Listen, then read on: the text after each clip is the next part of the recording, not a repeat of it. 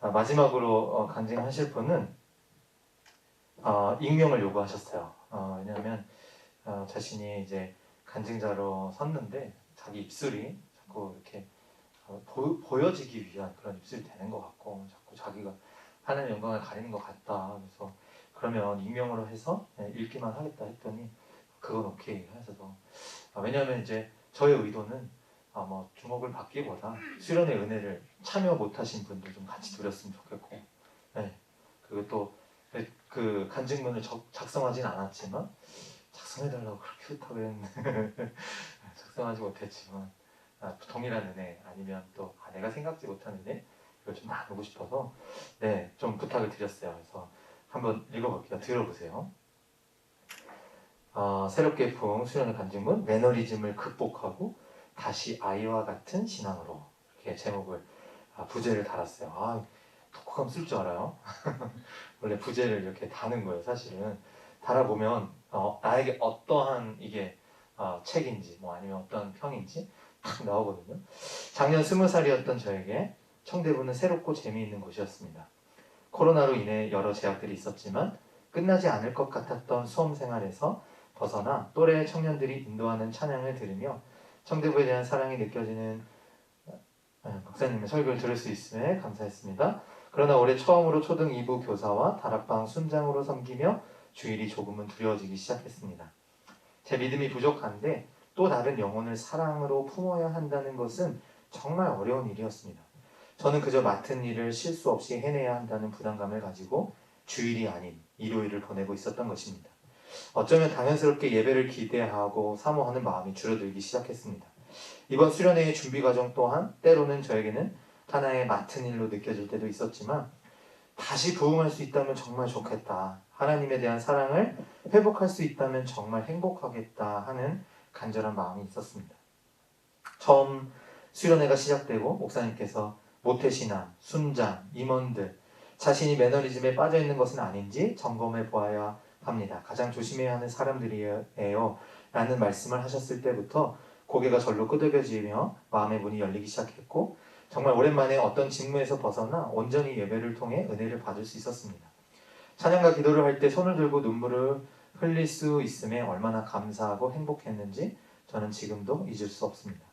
그때부터 저는 새 마음과 새 목소리로 하나님께 예배를 드리는 것이 얼마나 중요하고 소중한지 깨달을 수 있었습니다. 그리고 저의 이전 믿음을 버리고 온전히 하나님을 사랑하고 모든 것을 새롭게 여기는 아이와 같은 믿음으로 예배를 드리는 기쁨을 느낄 수 있었습니다. 로마서 통독을 하며 가장 은혜가 되었던 말씀은 로마서 6장 12절에서 14절이었습니다. 죄가 너희 죽을 몸을 지배하지 못하게 하여 몸의 사역에 순종하지 말고 너희 시체를 오직 죽은 자 가운데서 다시 살아난 자 같이 하나님께 드리며 의의 무기로 하나님께 드리라. 죄가 너희를 주장하지 못하리니 이는 너희가 법 아래에 있지 아니하고 은혜 아래에 있음이라. 아멘. 수련회 저녁 집회에서 저의 기도 제목은 딱 한 가지였습니다. 하나님, 제가 저를 죽이게 하여 주시옵소서. 저는 너무나 연약하고 자신의 의를 드러내기 좋아하며 다른 사람을 정죄할 수밖에 없는 죄인이라는 고백이 절로 나왔습니다.